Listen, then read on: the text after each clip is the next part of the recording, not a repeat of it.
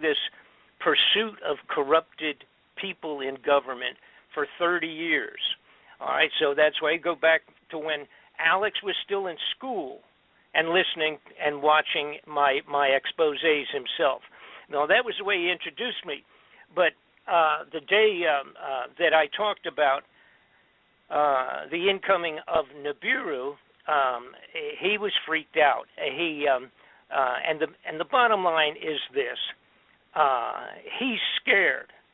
It's an internal thing. I'm not going to say that it's financial. I believe it's totally an internal, personal thing with him. And the concept, the things I was talking about, are very frightening. And some people, are just not going to buy into it until it's, until it's a vivid, in your backyard, it's all over kind of a situation. And up to that point, there are many people, including Alex, that are just frightened off by this. Now, what I would like to... Yes, go ahead. Yes. I wanted to get Dr. Beer. Kenneth Beer is with us. He's been doing the radio show here with us now since all the way back to 2011 when we started it, and he's really familiar with your work all the way back to WWCR and Shortwave Patriot Radio. And Kenneth worked with Bill Cooper in Kaji back in the 90s. Kenneth, say hello. Hey, Bob, it's good to actually hear you on the show. I remember hearing you years ago on Patriot Broadcast Networks and various forums, and it's amazing that you're actually on the show now. So I'm all ears tonight, and I can't wait to hear what you're going to share. But I've followed you for so long, and I'm kind of like Alex Jones with you. You opened my eyes.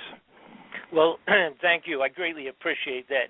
And what I probably should do is, I have to do this very briefly because I've been doing it so long, and my personal story is so complex and what have you so I don't want to spend a lot of time on that. But for the people that do not know who I am, they can go, of course, to my website, which is bobfletcherinvestigations.com. Now, if you just go on Google and put in Bob Fletcher, you'll end up there also, because I'm kind of like all over the place there, sort of like a bad fungus, I guess. But at least to the bad guys in government. So as a matter of fact, I had to quote Senator Kerry, John Kerry, who's now, of course, Secretary of State. I had assisted his offices profusely many years ago in one of the inquiries relative to drugs and government officials. And I had just run for the United States Congress in 1990, and he asked me what if I had, and matter of fact, I almost took that seat, but he asked me what would have happened if I had taken the seat and become up there in Congress, and I jokingly said, well, I would be the biggest pain in the butt that they ever had in Washington. And Senator Kerry's response there was that he said, I got news, you already are one of the biggest pains in the butts in Washington. And that was, of course, back in 1990. That's a long time ago. But it's one of the best things I ever heard out of a senator's mouth out of Washington, D.C., that I was already causing them more grief than they wanted to share. But for those folks who don't know me, I got involved totally non-intentionally. I had a company, was taken over. I merged. It's not taken over. It's not, well, yeah, maybe that is the right word. I merged my company with another company in Atlanta, Georgia in 1985 or 86, that period of time. And it turned out to be run and operating by a covert Central Intelligence national security operative who supplies weapons for all of the small wars that you referred to just a few minutes ago around the world that have been taking place. This was a Central Intelligence operation. They took over my business to use it as a covert front. And again, it's totally unknown to myself. There's no way of knowing that until you're already into it. Once I had signed papers and merged, and a few months into it, then I started meeting all of these military generals and officers and covert operatives and Lieutenant Colonel Bo Greitz at that time is a good friend of mine. At this point in time, at that time, I met him when he had just come back from doing covert operations looking for prisoners of war, and that was in '86, that period of time. And they were still, Bo was still bringing and getting prisoners of war out of the old Vietnam War. And these people, of course, who I'm talking about that supply the weapons for all these small wars, make multi-millions of dollars, and of course they also end up being involved with drug smuggling, Oliver North and all of that Iran-Contra business. I was a witness in that, and then became, because of chasing those people, one, of course, leads to another. I became involved with at least 8 to 10 very serious top-level investigations at the congressional level.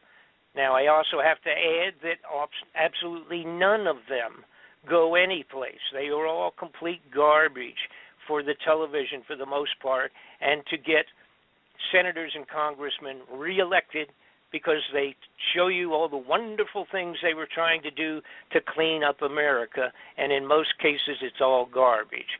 Now, put that aside. That's how I got involved with this stuff of chasing and following, going after criminal people, criminal personalities at the highest levels of our government, all the way up to the White House, and it's nonpartisan. They're crooks, liars, and thieves on both sides of the fence. Anybody that goes up there as an honest congressman, and I will use Sonny Bono as a perfect example, anybody that gets in there and goes and ends up getting into the Senate and the Congress, that basically at the very beginning they kind of pull you aside and have a little meeting with you, which basically means that if you come up here and cause a lot of grief, you'll not be back here again for a second term. If you come up and you cooperate, things will run really smooth and you can move up to the highest levels in our government if you're a good guy. From their point of view, a good guy is somebody that keeps their mouth shut regardless of what they see. And in Sonny's case, he was appalled when he got up into the den of thieves in Washington and realized how unbelievably criminal everybody was up there. And there's many, many wonderful stories, but we don't have time to get into those this evening. But nonetheless, Sonny, I bring him up because when he and I worked with Sonny, supplying him with information on and documentation, the best that you can possibly get, supplied him with reams and reams of information related to the Central Intelligence involvement and other agencies, embassies and everybody else, with the drug smuggling, murder, and assassinations. When I worked with him supplying material, it was probably over a year, and then got down to really sharpening pencils, and finally his office called me back and told me that as soon as Sonny got back from the Christmas holidays, the first thing on the calendar was the investigation at the Congressional Intelligence level with all of my material and some material supplied by other people.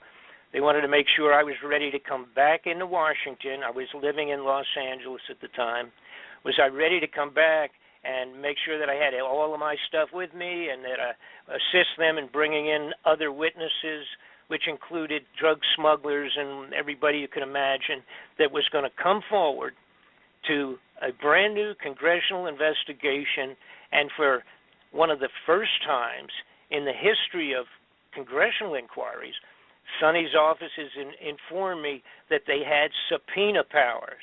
So they were going to be able to force people to come in and force them to either answer questions, or they actually could put them in jail until they decided to cooperate.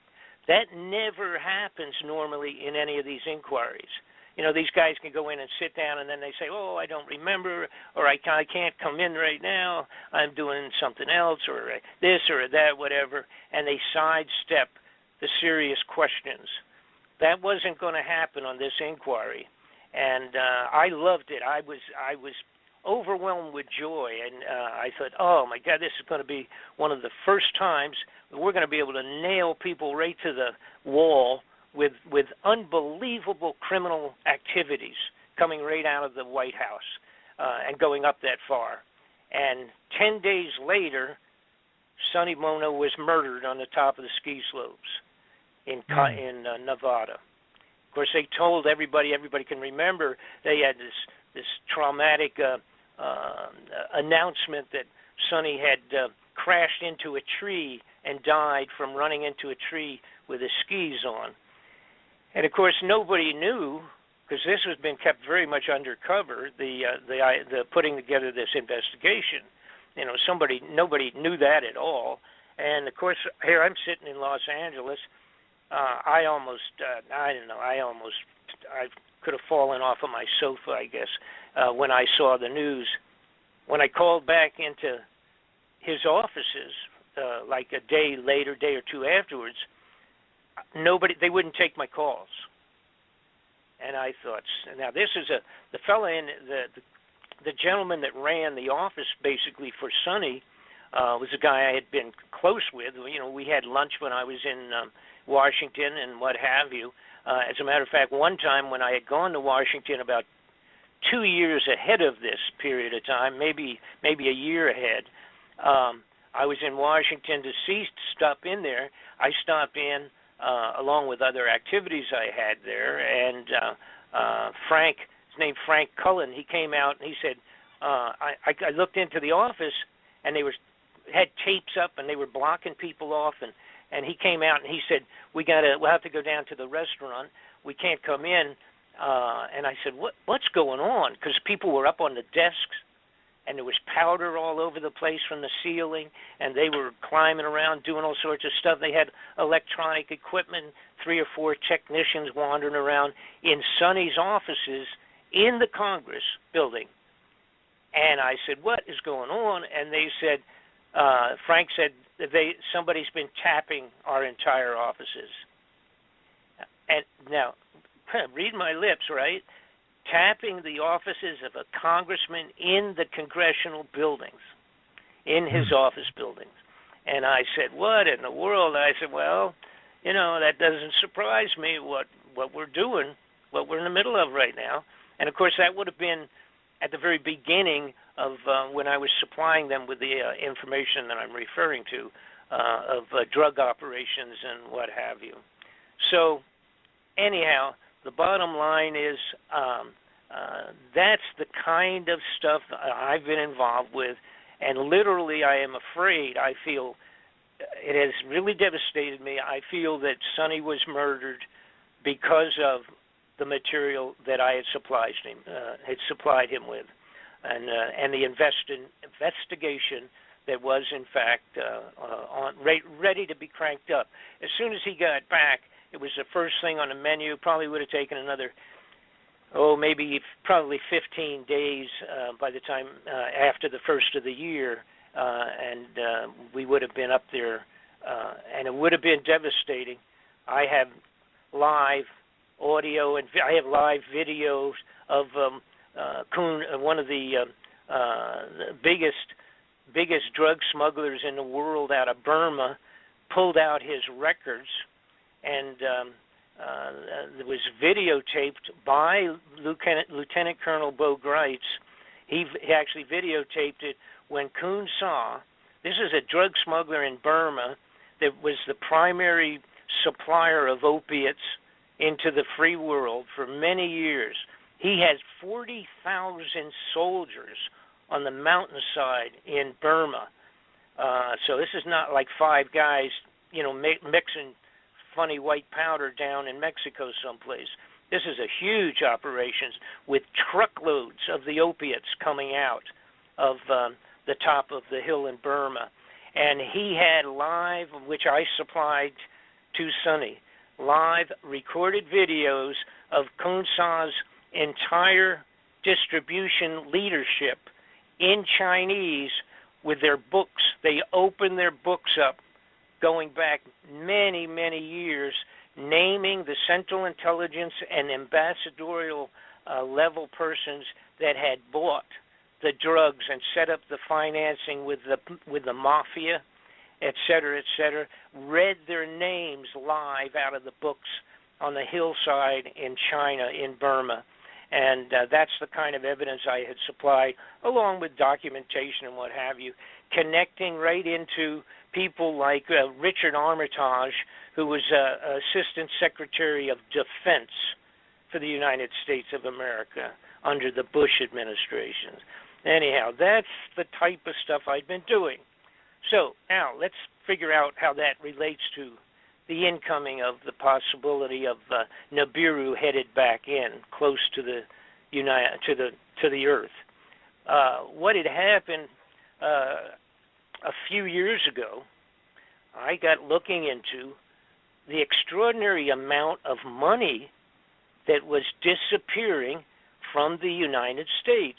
Now, originally, I got to actually admit, I didn't know anything about Planet X. I had heard about it. It's one of those things, like so many millions of things. You hear about stuff, but then if it doesn't move to the forefront, or you're not directly involved with it, like in my case, if you're not directly involved with it, it's like just sort of out there, and nobody could. There was no real good evidence, as far as I was concerned, many, many years ago, to ever pay any attention to it. But when I started looking into the money that was disappearing, now what am I talking about? For one thing, I'm talking about is that all the gold in Fort Knox is gone. It no longer exists. It has been taken, stolen, removed. All right. Now, when I say all of it, whatever, maybe I'm talking about 97% of it or whatever. There's always a couple of roomfuls of gold that people could look at, but that wouldn't mean anything, because if you didn't see all of it, or you didn't have an accounting of it, an audit of all of it, it really doesn't mean anything. We have the big building in Fort Knox that's supposedly filled with it. And then, of course, we have it in New York City, and a couple of major banks. They have some of it put away and, behind bars, if you will. And you could go there and probably still see some. They still have it in a few other locations. But for the most part, when you're talking tons of gold in gold bullion, tons and tons of it like there was at one point in time, that's not there anymore. That's just gone. We have about in 2010 or 11, whenever it was, after the financial banking crash around the world, the global pinch, all right, that affected everybody, 2008, 9, 10, that period of time, the banks, or those banking entities from Germany and a few other places, they came forward over here to the Federal Reserve, and they said, we need a couple of tons of our gold. They have, all those nations around the world have deposited their gold, but huge amounts of their gold, at the Fort Knox vaults as a security situation, because some of the nations have always been a little shaky since World War II, and they worried basically about random overthrow of the governments or whatever, that type of insurgencies and what all. So they had put tons and tons. I believe the amount that Germany had in there was 1,500 tons of gold, just themselves. Well, anyhow, they came forward and asked for it, and the Federal Reserve said, oh, no, you can't get it right now. Uh-oh, what's wrong with that picture? If you got a couple $1,000 of mine, I would be upset. But if you had a couple 1,000 tons of gold of mine, I would really be upset. It's kind of figures that the average guy can't even perceive. So following that, there were several other nations that came forward. They asked for their gold, and they were told the same thing. And interestingly, they were told to kind of get back in 2020, in the year 2020, they could probably get a good audit or some of their gold. That was kind of what the original answer was. And then, of course, we had Ron Paul came forward in Washington, and he has for several years said he wants an audit. You know, we require an audit.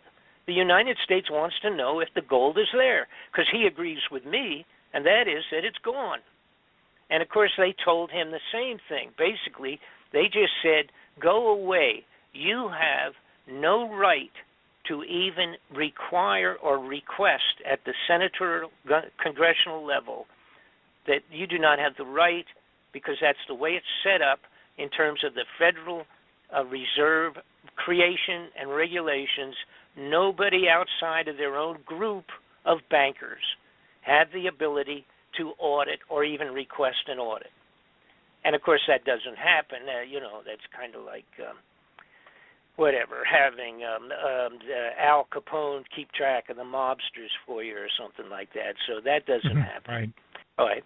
So now we have now that kind of like really bothers me, and I'm listening to that and watching that and all, and I thought, you know, what's wrong with that picture? And then Donald Rumsfeld, the guy that was in charge of the Department of Defense at that time, came forward on the floor of the Congress. Now, this is important, is the date that he did this, the day before the 9/11 terrorist event in New York. Rumsfeld came forward on the floor of the Congress and said that he had lost, the Department of Defense had lost $2.3 trillion. He said it went back a few years, but apparently they just can't locate it. They don't know where it went. $2.3 trillion over about 10 years. Then, of course, we had the next day was the event that occupied the news for the next 7-8 months, for crying out loud, and that was the outrageous event in New York City. End of story. You never heard again. You never heard a word about Rumsfeld and the Department of Defense missing and losing their money. And by the way, that amount of money equals $8,000 for every man, woman, and child in the United States of America. That's how much that is. Wow. Okay, so let's move forward. What else bothered me? The woman who is in charge of keeping track of the Federal Reserve distribution of funds from the Federal Reserve into international banking, she came out and somebody asked her on the floor of the Congress in an inquiry that they had understood that somehow there was $9 trillion off of the books progressively over the last few years of the banking Federal Reserve being lent out to people, bank systems in Europe, but that they understood it was, quote-unquote, off the books, and it was not really definable as to where it had gone. And she had not acknowledged that that was a fact. So there's $9 trillion. Now, we're not even talking billions. We're talking trillion here. And, again, it was progressive over a period of time, but basically she said that she would look into it. But, yeah, she understood there was sort of a, again, they just were not positive where it had gone to. So, anyhow, done deal. There goes $9 trillion. By the way, that works out to about $30,000 for every man, woman, and child in the United States of America. So we're almost getting serious money here. So anyhow, when I put all this together, and then there was many, many other outrageous situations with huge, gigantic amounts of money just vanishing progressively over 10, 15, 20 years.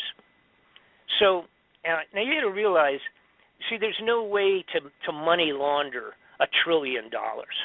Not you can't, $1 trillion. And we're talking 2.3 vanished from the Defense Department. If you were slick enough to embezzle that out of out of the funding of the Defense Department. You can't go to the local bank and hide it in your safety deposit box. All right, not even Pablo Escobar, the drug smuggling operations, they couldn't do anything with that. So I sat, and I was thinking, what in the world? Where could money like that go to? What are we talking about here? And again, it's 20, 30 years maybe altogether. This is a total outrageous volume vanished. And then I remembered somebody in '94 had come to me, not just one person, but many people, and I was involved with a bunch of different things, and I testified before the U.S. Intelligence Committee myself in Washington on a couple things. And the bottom line was, I recalled somebody saying, Bob, are you familiar with the underground facilities that they're building all over the United States? These giant underground hideouts. And of course I said, well, I was familiar with some of the military operations, of course, and I knew we had some of the biggest and best underground facilities on Earth for NORAD and that type of operations.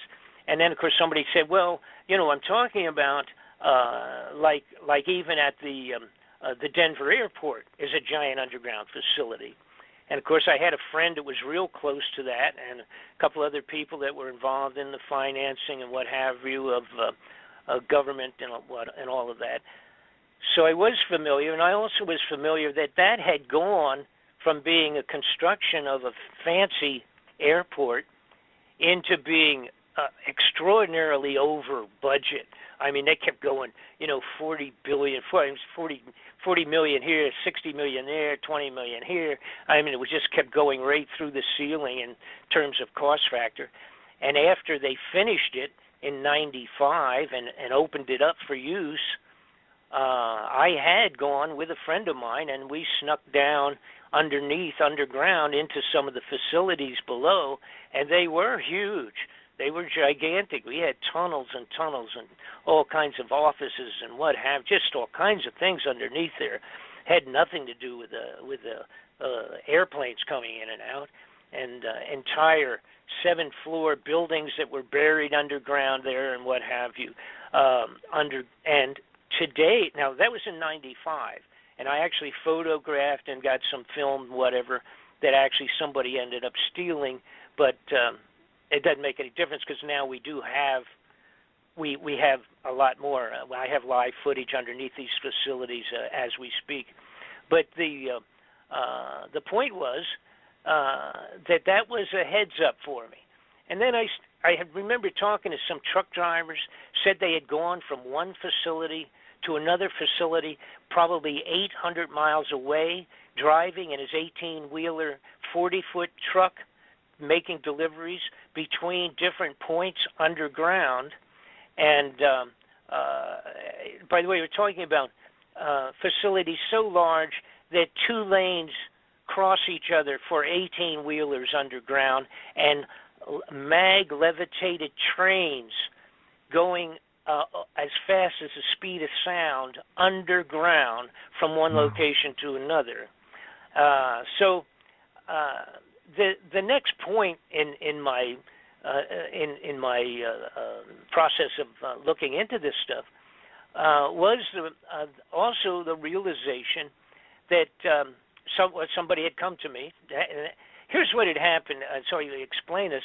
Once I got involved with all of this stuff and had been doing it for 30 years, I had so many people coming, and they would say, hey, I work for the CIA, or I work for this, or I work for that. And I mean, I would meet them in some cases face to face. Several of them became friends, and they would just say, "Look, I can't come out. I'll get blown away, But let me just give you this." And I would get a packet of information, or I get some photographs, or I would get this, or get that, or whatever. And that happened over and over again because so many of the bad guys were the same bad guys, interfaced with people 10, 20 years ago, and now they're mixed with a different group, maybe 3 or 4 other guys, and they're carrying out more covert operations around the world, doing A, B, and C. So that was what had happened to me. See, so it ended up where I was like a sounding board, and I used to, again, when different investigations came up, congressmen, senatorial offices, et cetera, would call me and they would say, hey, we're looking into this. Do you have anything with this guy and that guy or that bank or this? And I would say either no, I don't, or I would say, oh, yeah, wait a minute. He was involved with A, B, and C over there 5 years ago. So that was what had happened. That was what had created my original lifestyle, if you will, and keeping me in this junk. So now let's get back to all the crazy stuff going on underground. I had somebody came to me and said, you know, these underground facilities, they're all over the United States, but to add to it, they're doing it all over the world, in the major nations of the world are doing a similar thing, building these underground hideouts. And they said, well, let me show you this in Russia. Let me show you what they're doing in China. Let me show you this.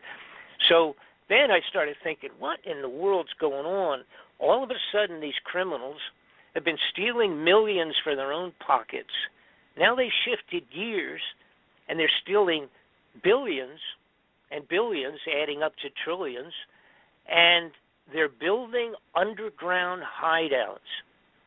And then I looked into it, and I found out that they were filling them with survival foods by the tons and tons and tons of underground facilities being filled with tons and tons of survival dried foods and goods and material.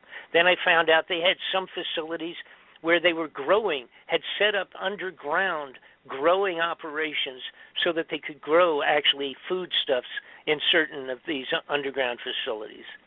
Then I found out about a thing called the International Seed Vault.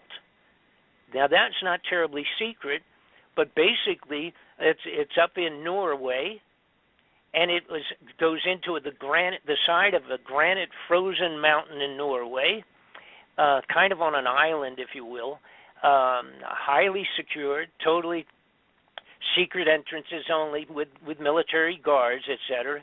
But they have seeds to regenerate all living foodstuffs on the face of the earth if, in fact, all of those things were eliminated.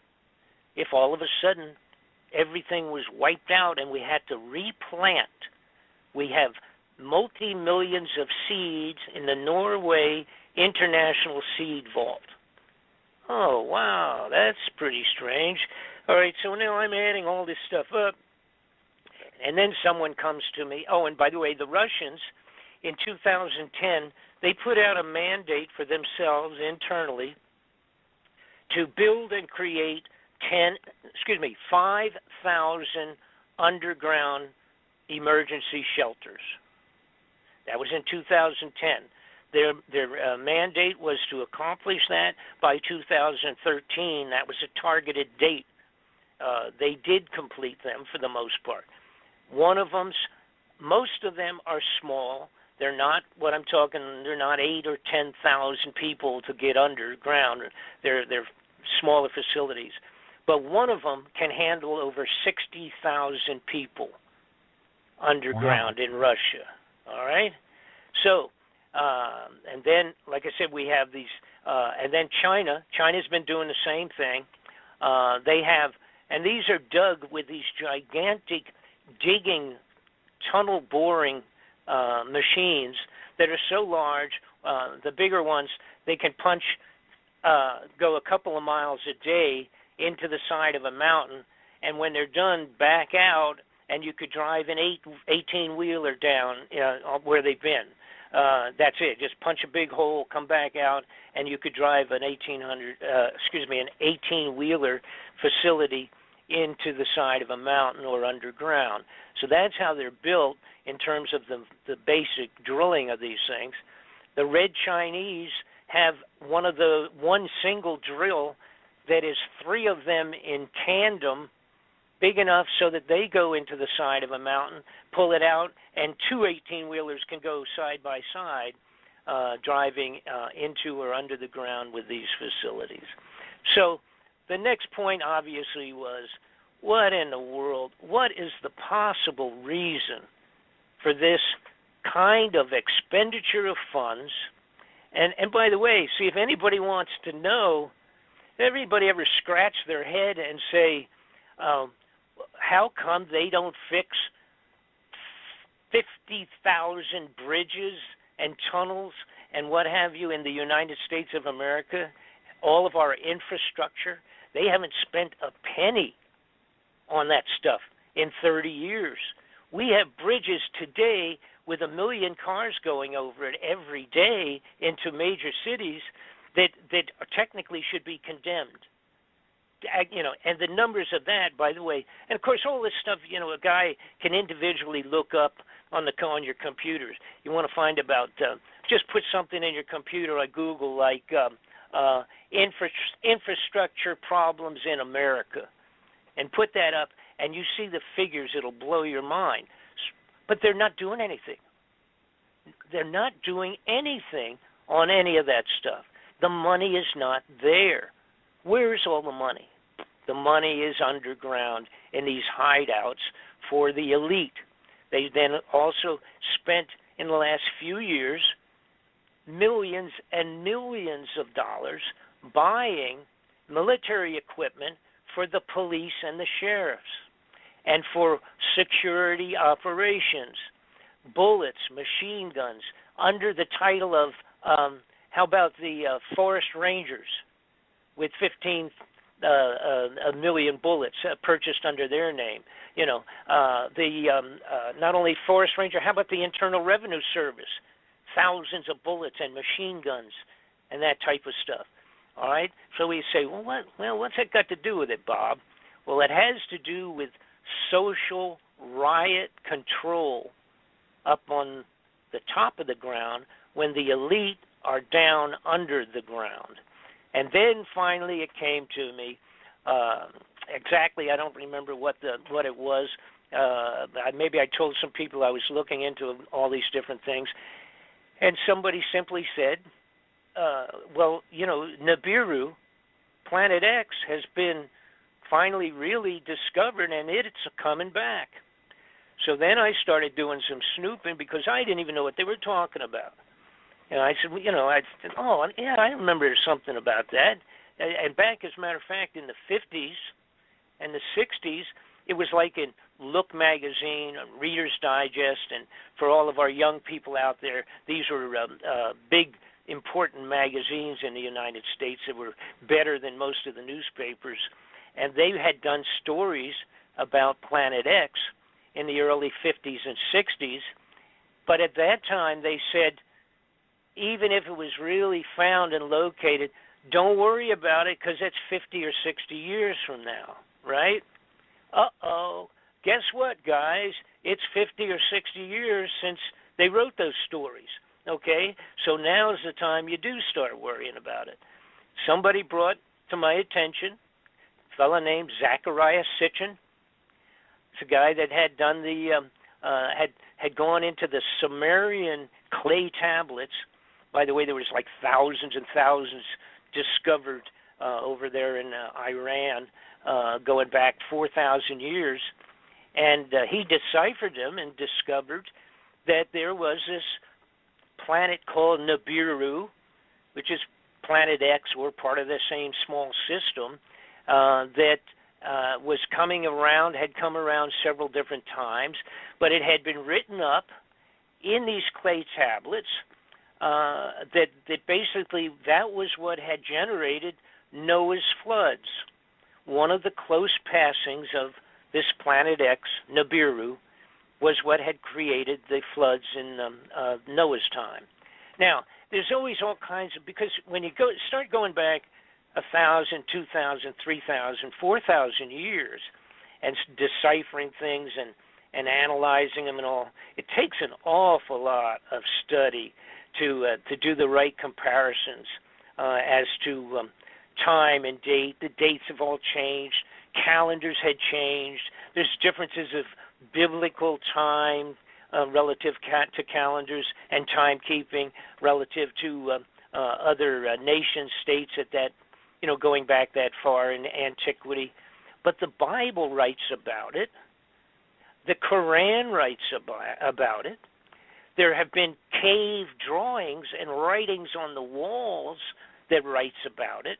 And then, of course, when Dr. Sitchin finished doing his deciphering of this thing and said that it was going to be coming back around, of course, it's a typical human nature, just like Alex Jones being afraid of the fact that it might be true. It's human nature in science that if you don't have a good video of this thing, nobody believes you. It takes an awful lot to get science to change their opinions or change their precepts of things, events, astronomy, whatever it is. But lo and behold, Dr. Sitchin finds out that a fellow named Dr. Harrington, who ran actually was the head of the observatory, the Naval Observatory for the United States of America. He got interested in Sitchin's proposal on this faraway planet that has this huge orbit, goes way out and then comes back in again and then way out again. And he started looking into it and kind of studied it for about 10 years, I guess. And then finally he said, we think we found it. Now, this is the naval astronomy, the actual planetarium observatory, if you will, for the United States Navy. And this guy ran it. Okay? He called Sitchin in to his offices and sat down with him. And I'm not sure off the top of my head. I have 10 million things in my feeble little mind here, but I don't have the exact date. It's not important. I think it was 1990. And so Sitchin sits down with Harrington. Harrington says, I agree with you. I think that you're absolutely right. And as soon as he said that, in a short period of time, he became ill and he died of cancer in about, within a couple of years before he was able to complete his official report. Now, people, of course, could throw stones at that since the final report was never accomplished, but we have the actual videotape of the meeting between Sitchin and Harrington when Dr. Harrington admitted he was right and they had found it. So some point in time, and by the way, I have to say this also, I just throw this in. And I'm going to use the word credible because it's hard to know if they are or not, but every one of the people that would be called prophets that are any good, all right, the really best quote-unquote prophets going back 1,000 years or 500 years or 7 or 4 or 6, all of them talk specifically about Nibiru, the planet X coming back around, causing all of these different problems, et cetera, et cetera. And it included Mother Shipton from England 400 years ago that predicted scuba diving, submarines, automobiles, tanks, harvesting equipment, generators, computer systems, all of that. And she also made a big deal about Planet X Nibiru coming back by and causing unbelievable havoc on the face of the globe. Nostradamus does the same thing. And my point, I guess, here is when you have all of the religions, all the religious writings, even the monks on the top of the mountains in Tibet have the same stories, the same information related to the return of Nibiru. All right, now, and there's also junk related. I'm not going to get into it too much. Information, junk's not a good term. Information related to this also in the crop circles like crazy. All kinds of very specific points of the Nibiru return. So finally, it made sense where all the money went. By the way, we now have 103 underground facilities. I have finished the DVD. It's a double disc DVD.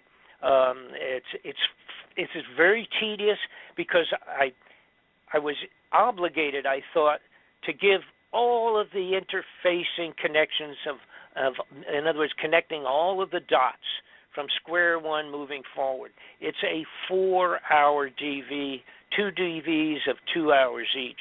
It covers everything, the political part of it, the foreign part, the secrecies, how they've been doing it, how they've been going about it, etc. But the bottom line is this, and some people will remember, 1983, Ronald Reagan did a speech on the floor of the United Nations, and he said, I wonder how we will all react between each other. And he was talking to the Russians and the Chinese, and at that time, he said, when we discovered some extraterrestrial threat, how well would we cooperate among each other once we found that there was an extraterrestrial threat headed towards Earth, and in fact, we all have to join together. Well, that's exactly the period of time, from my information, that Ronald Reagan was presented with the fact that Nibiru was headed back in, and gave him a fairly close estimate, estimate is probably the best term, of when it might in fact be going to arrive. So now I'm going to shut up briefly anyhow. If you have any questions or anything like that, jump on right now. We've also had, by the way, an awful lot of important people at high levels of international government that had died since this, that may very likely have been privy to the information of this planet headed back in, and that the upper crust bad guys were maybe worried that they wouldn't keep their mouths shut, so they eliminated them. And of course that includes 2 or 3 of the heads of the CIA that had been retired. They were all killed. They set them up and make it look like they were physical problems, or that they had, in Bill Colby's situation, they told us that he had fallen out of his canoe, and I did a major investigation into his death. He was murdered, no question about it. Who knows why Princess Kelly, or why what am I trying to say? I'm having the princess that was so popular that died in the car. Diana? I'm sorry, Diana. Princess Diana.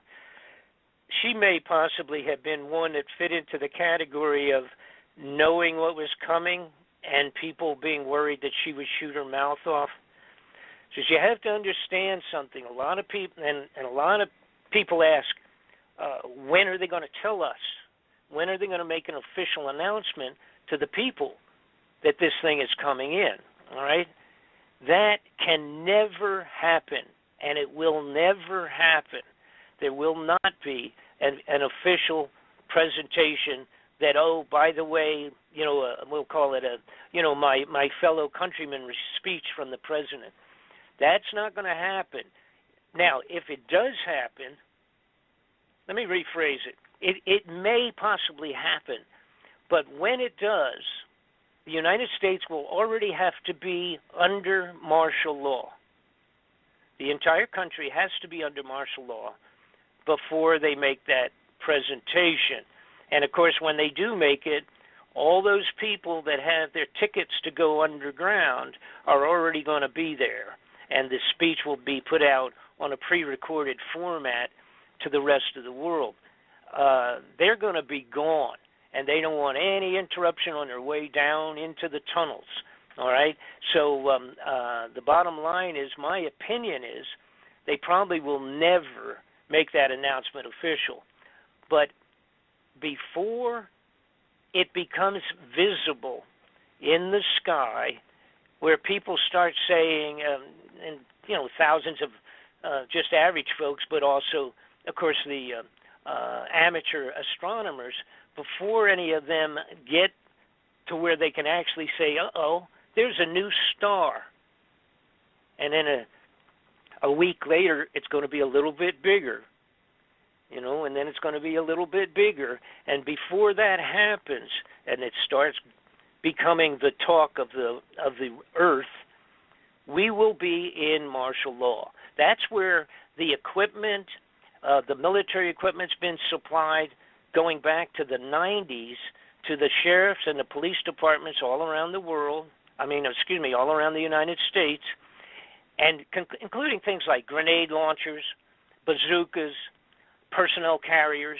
Some of it they talked about there in Missouri when they're having the racial problems here recently, and they complained. They said, "What's with the police coming out with water cannons and personnel carriers and armored cars and all that? Where'd that come from in Missouri?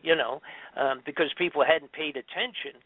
See, but these things have been placed continuously since the 90s, and the only caveat, the only extra little sidebar to it was that they would supply them for almost nothing. They could make long-term payments to the, for the leftover, quote-unquote, leftover military equipment that was being made available to these policing operations.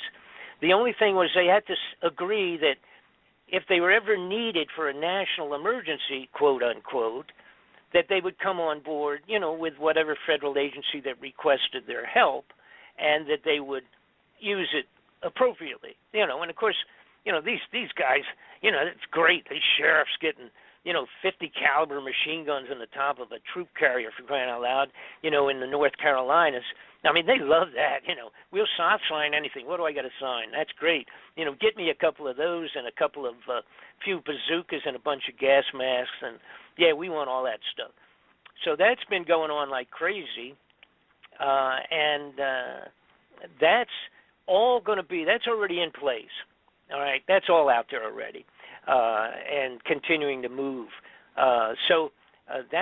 That's where all those thousands of bullets and everything to all these stupid little bureaucratic offices have signed off on thousands of sidearms and bullets and stuff like that.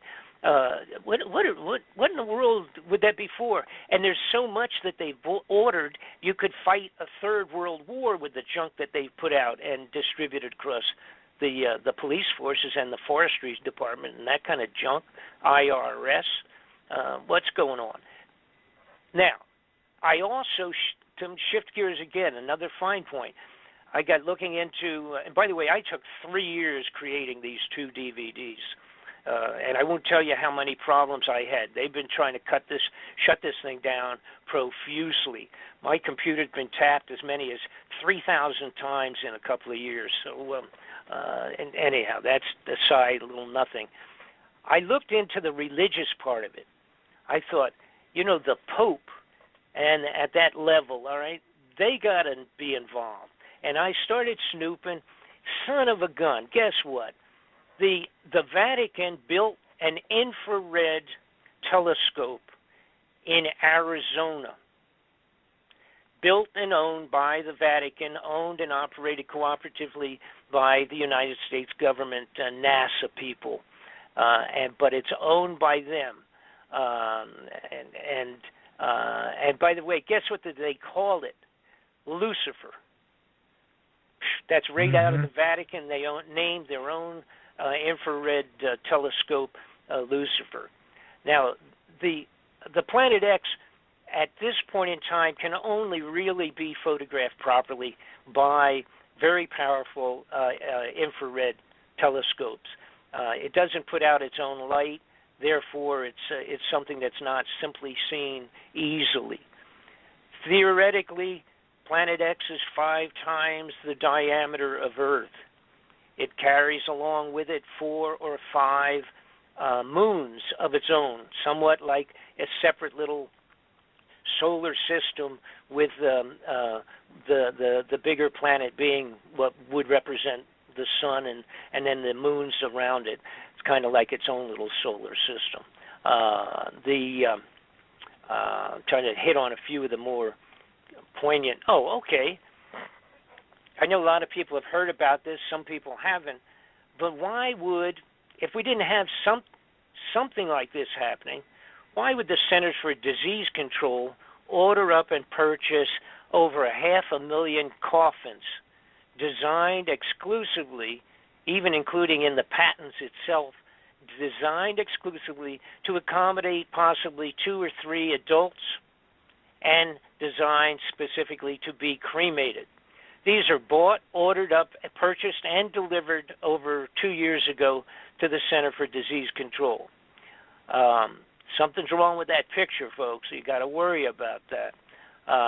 The other thing that people ask me, again, maybe possibly being a little bit repetitious, but a lot of people ask, why can't we just go out in the backyard and see it?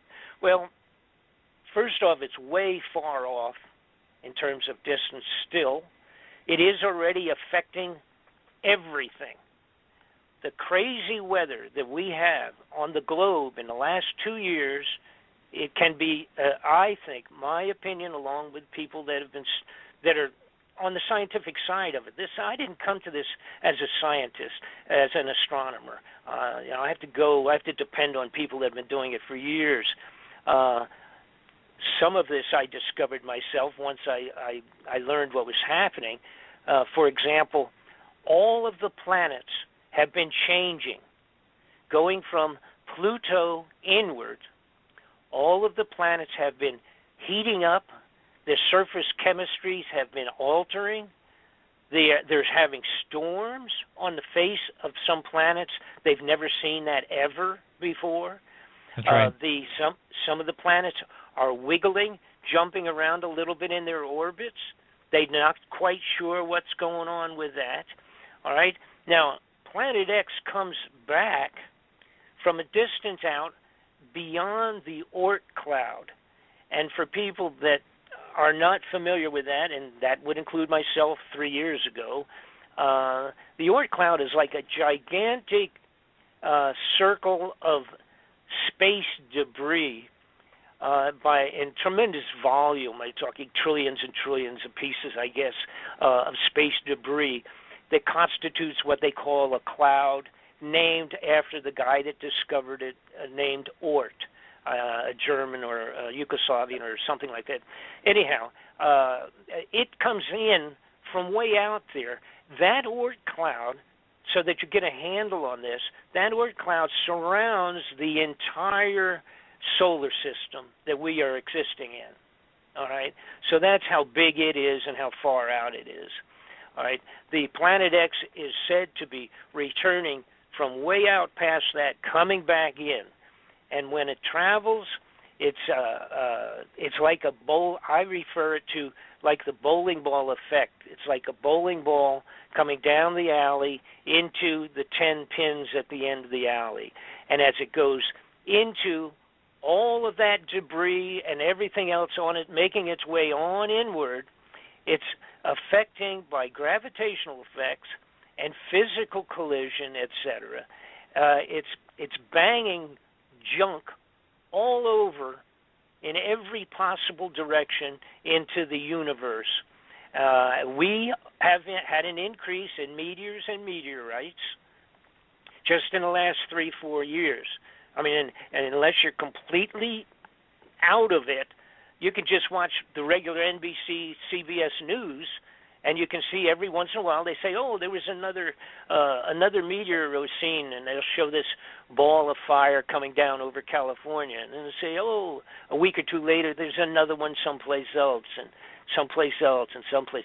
It's global. They're all over. They're coming in like crazy because they've been cultivated and smacked and dislodged from where their normal little homeland would be, floating around in space, because of this Nibiru coming back in with this whole little solar system of its own. Heading back, the idea is now there are, in fact, and I have to kind of give credit and point out and make a real important point here. There are a couple of different points of view whether Nibiru will come back in on our plane. We are on what's called the plane of the ecliptic, which is somewhat all of the planets reasonably on a flat plane. If you put your arm out away from your body, if you put your arm out flat, straight out, the plane of ecliptic that we are rotating on in our orbit and all of the other planets on their orbits is all pretty much reasonably on that flat plane. Now, if you go down, move your hand downward about 12 or 8 inches, that would represent approximately a 30-degree slant off from a straight arm, a straight point where your arm would be out straight. That would be about a 30-degree off of the ecliptic. Now, the half of the people think that it will be coming in pretty close to flat plane. The rest of them think it's going to come in at about 30 degrees to from below us, and cutting through, sort of like cutting through a pie, but cutting through on that 30-degree angle, coming up around the sun and then back out again on that angle. Either one doesn't make any difference to me. My point, of course, is just if the darn thing's coming and it's going to, create the problems that it will create. So you do have a difference of opinion of people that are on both sides of the fence, equally as intelligent and schooled on astronomy as each other, but talking about slight differences on that. Now, it would make a difference of how long we would be affected. And again, I must point out there's a fellow named Gil Broussard has done a tremendous amount of study on this himself for many years. He's matched up all the dates of when it previously had come by and caused problems there. And again, this is where you have two different thought factors here. One group also feels that it's which Dr. Sitchin originally said when he did the Sumerian tablets. He said it was a 3,600-year orbit, 1,800 years out and then 1,800 years back. All right, and that would mean, of course, that it would only come around every 3,600 years. Now, Gil Broussard feels that it has been coming around every 360 or 350 years. Now, that means it would be coming around 10 times in that 3,600-year orbit. Now, originally I thought, being totally a novice in this stuff anyhow, I thought, wow, 3,600 years, that's really a long orbit. Does that even make physical sense? How come it doesn't fly apart in that period of time, et cetera, et cetera? But then I realized that we had a comet. Everybody's familiar with Halley's Comet. Halley's Comet comes around every 75 years. And then I realized that there was another comet that came around a little while back I think discovered in the 60s or something like that, that actually was it was called the Hale-Bopp Comet.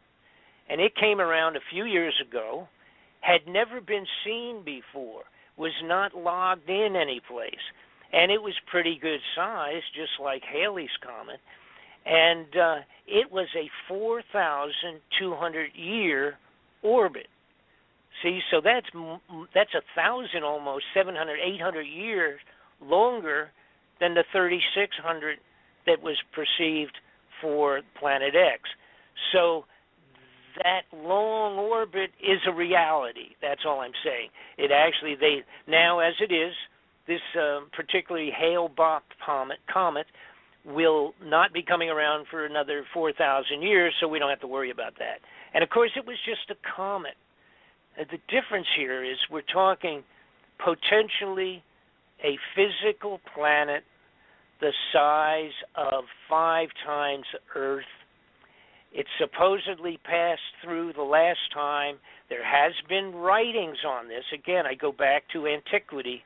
all over the place describing the last passing of this thing. If it was 360 years ago, or if it was 3,600 years ago, it makes no difference. The United States elite criminal personalities at the top of our government have stolen the money, built 100 of these underground facilities and filled them up, not with foodstuffs for 50 years from today.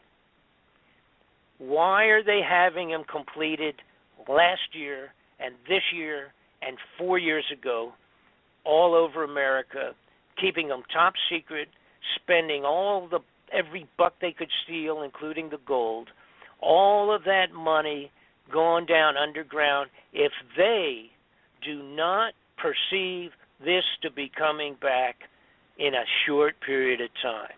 Period. Now, let me leave this open now to you guys. You got any questions? More than 700 of them. Please go ahead and ask, and if I can answer it, I will, and if I can't, I'll just tell you I don't know. Oh, great. Well, I'll tell you what, this has been unbelievable. You have touched upon every major point that, I mean, wow. Thank God. And I'll share some things with you, and then I'll also pass over a couple of questions that some people had sent in. What's fascinating is that when you look at, if you were to make yourself a model of the solar system, of our solar system, and then create a second model of another solar system, bigger, smaller, doesn't really matter, and you would take the two models and you would slowly move them toward one another, and then and move them past one another in an elliptical orbit, which is arguably what this is supposed to be in. If you were to create that model and move the Nibiru system through our solar system and in an elliptical orbit and back out again, what you would end up with is two events, not one, but two events. And what's fascinating is the Bible actually explains those two events in rather vivid detail in a couple of verses. In the sixth seal, at the sixth seal in Revelation chapter 6 verse 14, you have an event that's along the lines of the Velikovsky type stuff, which is similar to the Edgar Cayce vision, where it says in Revelation 6:14, it says, every island and mountain was moved out of place. What's fascinating is that matches similarly to what Father Malachi Martin testified on Coast to Coast AM in 1998, I believe it was, where he said he was given this third secret of Fatima by some insiders, and that there was supposedly a pole shift in the third secret, and it was supposed to happen in 2017. Now, if Nibiru, the system, moves through our ecliptic plane and comes back on the elliptical orbit through again a second time, what's fascinating is about 3 years later, arguably, because the Great Tribulation of the Bible is about 3.5 years long, okay, Revelation 16, verse 20, in contrast to Revelation 6:14, says every island fled away and the mountains were not found. So what you have in so then you have a dynamic in Revelation 16, verse 20, that is very similar to what you see in the movie 2012, where the crust of the earth completely gave way and entire continents were destroyed. And that's fascinating because the timeline just seems to follow suit with an elliptical orbit of a star system moving through our solar system. One of the questions that someone had submitted was, have you heard any word in your from people in your sources and such about Puerto Rico, something happening in Puerto Rico, FEMA coffins, stockpiles of emergency supplies, things like that, anything associated with Puerto Rico? There is a prophet by the name of Efrain Rodriguez who's talking about a comet or an asteroid splashing down off the coast of Puerto Rico. What do you know about that? Yes. I know that the reality is that a huge amount of maybe even either a secondary order or the bulk of that first order of at least 500,000 of those coffins I referred to have been moved for storage there. I do know that a couple of million body bags were ordered up and have ended up there in terms of a storage. Now, I don't know if, in fact, first off, I don't believe there's any way anybody at this point in time could say XYZ is going to hit into the waters close there or something of that sort. I don't know. Personally, my gut feeling overall is that that probably would be a lousy place, but for some reason, temporarily, yes, that's a truism. That stuff is down there, or at least some of it, and in big numbers. That's all I can say as far as that's concerned. I'm not positive about if anybody would have the ability to get close enough to say. And besides, here's the other point.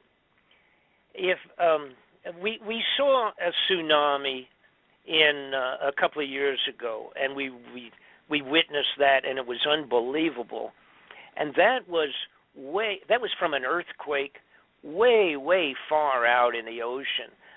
These tsunamis that would be set up and generated from large, let's say something the size of a school bus, anything the size of like a school bus that went into any of the oceans on the earth, will set up tsunamis that would be shocking to almost every coastline, east and west, away from the center point.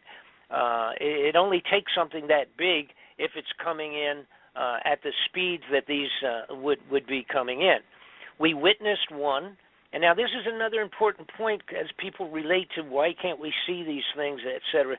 First off, it's not close enough. But secondarily, we have to remember something that we saw right in front of our face, and that was the meteor that we were watching and waiting for a meteorite or a meteor to come in that we were aware of that was going to come in over Russia a couple of years ago. And then on the same day, a secondary, which apparently had no connection to the first one, a secondary one came in and blew up really violently and blew like 2,000 windows out in Russia and injured a whole bunch of people, et cetera. It was like a big bomb going off in the atmosphere. It actually did burn up and explode. Most of it did before it even hit, and when it hit, it went into a lake that was ice-covered, and it was only the biggest piece, I think, that went into the lake was only about 15 feet across or something, but fortunately just went into a lake covered with ice. But everybody right away said, where did that come from? Nobody on the face of the earth saw that thing coming in. No one. And when the head of NASA was asked about it a while later, he simply said, it came in from the direction of the sun, and we could not see it. We did not, and we could not see it with any of our scopes. Okay? And then also, by the way, he was asked if a large element was coming towards Earth, and we knew it was coming in 60 days, what could we do? And the head of NASA said, pray. So that was the best preventative action that the head of NASA had for that question. But I want to get into another point, make another point. Now, what you're talking about is all, and again, it is all in the Bible. Not only is it in the Bible, but it's all over the place. You know, you have to, you maybe have to do a little snooping, but now what you can do is simply get my DVD, and I have all of that in there. I've got all the biblical connections, the dates, the elements, the descriptions, all of it. It's all in my DVD. Now, in 1999, there was a discovery made in Germany, and it was called, they end up calling it the Sky Disk. This was found at an archaeological dig in Germany set up very similar to the Stonehenge in England, a big circular thing, and it was there during the Bronze Age, and approximately 3,000 years ago. And it apparently was literally some type of a sky observatory in the Bronze Age. So we had some people, they were really into what's going on in the sky, like the Egyptians going way far back. And this thing that's called the sky disk is approximately 12 to 13 inches across.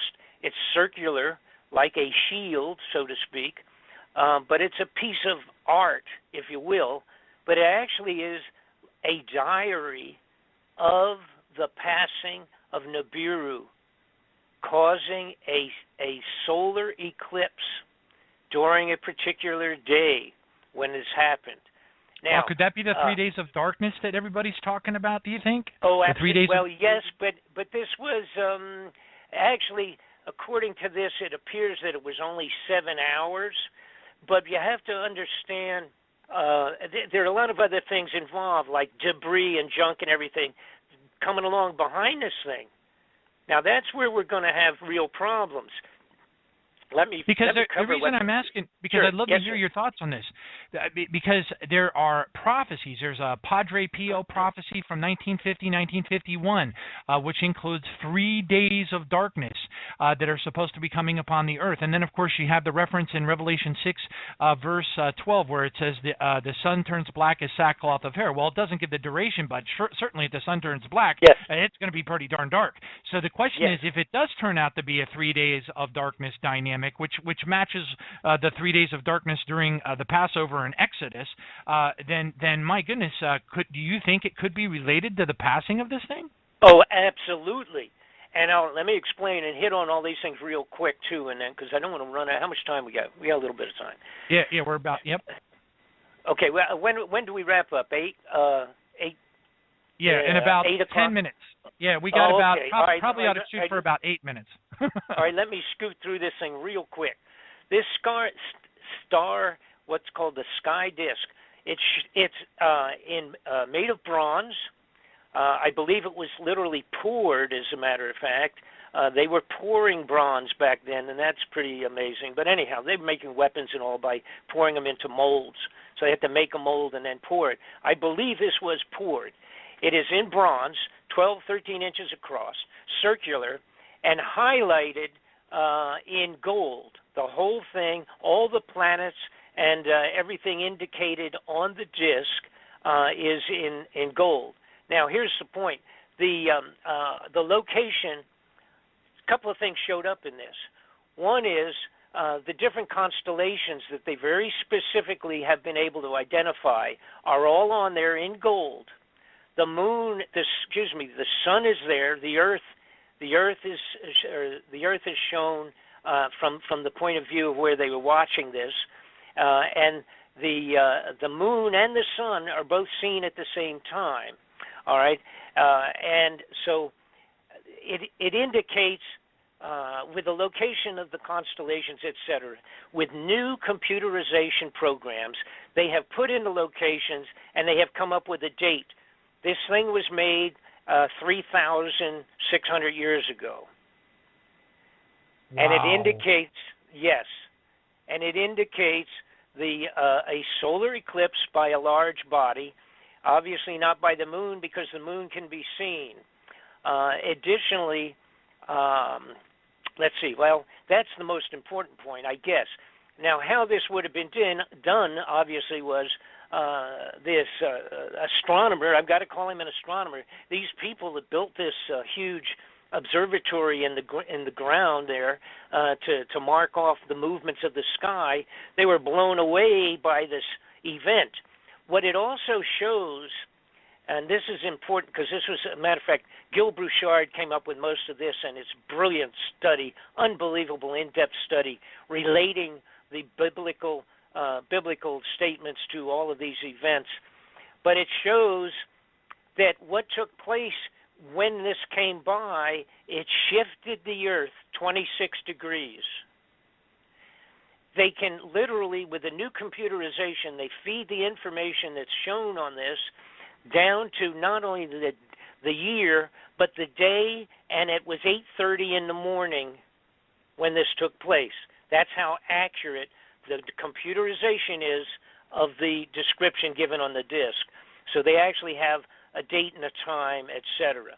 Now, that 26 shifting of the entire axis because of this passing of Nibiru, now that refers to what you're talking about, the movement of mountains and all the rest of that. Now, you get into another thing where you talk about, and by the way, it was about a 7-hour eclipse, if I recall right. Again, this is off the top of my head here, and I have it all exact in my DVD, but I think that's what it was, which, of course, is a long time. Holy mackerel! You know, if you're talking in the middle of the day, you lose several hours of it, not just 15. A few minutes, so to speak. Anyhow, it was several hours as opposed to a few minutes of a solar eclipse because of this being this giant planet going by. Now, here's what's going to happen if everything happens as it's being perceived, taking historic writings, biblical accounts, all the rest of that, and mixing it with scientific reality and the size and all the rest of those calculations. This guy is going to come in. Now, when it comes in to go around the sun, and again, dragging with it a couple of moons, about 4 or 5 moons, it's also going to have a tail behind it of meteoric junk. All right, just space junk dragging along behind it. That's when we're going to go through. It will take the Earth approximately 1 hour to travel through the width of the tail of that. After it's gone behind the sun, our orbit will drag us through it in a worst-case situation, through the tail. It will take an hour to pass through it. During that hour, we will be going through a hailstorm of meteors. Burning hail, which is described in the Bible, okay? That's what killed all these soldiers and all sorts of things, etc., described very specifically in the Bible. Absolutely. Revelation 6:13 says, "And the stars from the heaven fell to the earth as a fig tree drops its late figs when it's shaken by a mighty wind." We're down to the 5-minute mark. I'd love to have you tell people where they can go to get your DVD set in a little bit more detail. I'm looking at your website right now, and I don't see the link for it. It says Home About Media Videos. Where can people go to get this DVD set? If you go to and you have at least there, if you're are you just on Google? Here's the point. Just go on BobFletcherInvestigations.com. It's BobFletcherInvestigations.com, or the Bob Fletcher Investigations, one long word, .com. You will get to my my website. On the website, there's description. There's some pictures of underground facilities, a few things in there. But the title of the the double DVD disc set is Incoming. That's the title of it. You can get it easily. I've got a section in there. It's called, I guess it's under store. I don't get involved with that too much, but I guess it's under store or where to purchase or whatever. You can find it on there. You can't miss it. And by the way, I have to tell you something. I've done a couple of radio programs that are fairly large in their following, and the reaction has been mind-boggling. People are really understanding the seriousness of this. Now, I want to get in real quick. I do give you an estimate of all of these professionals of when we might see this.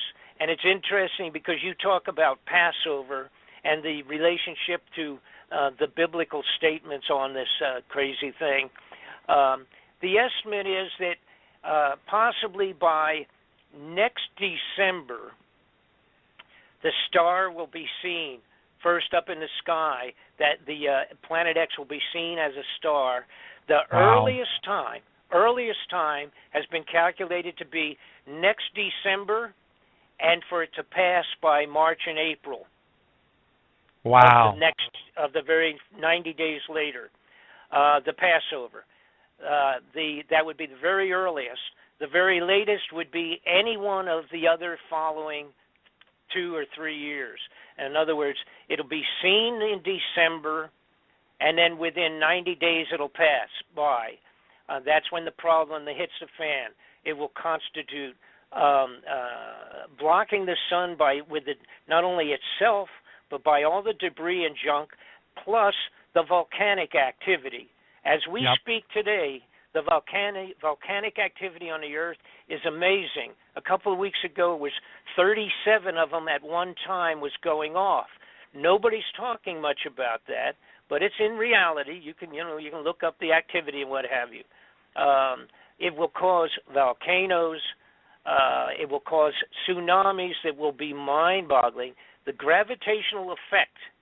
We have to remember, and I get into this also in the DVD, you have to remember that the moon pulls our waters in and out all the time with the tides, okay?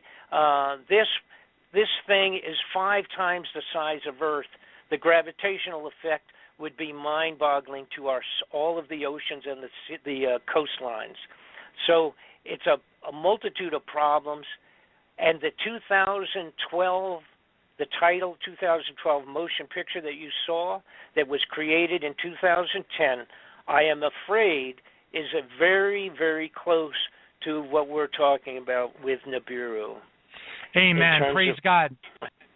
And we are down to the 160-second mark. Thank you so much, Bob. God bless you. Let's just go ahead. Father God, in the name of Jesus, we just pray that this word will be spread, that people will be doers of the word, not just hearers of the word, deceiving themselves. James 1:22, that you will send this information out to people so that they can be made aware of what is coming upon this earth and get themselves right with the King of Kings and the Lord of Lords, Jesus Christ. Father, we just want to lift up Brother Bob Fletcher. We pray for his health. We lift him up, Father. Make him feel better. We pray for your divine healing power to come down upon him so that he can continue to live and spread the word and wake people up to the time that we are on. This is an exciting time to be alive, and we give you all the glory. Thank you, Jesus, and thank you, Brother Bob, for joining us tonight. Thank you so much.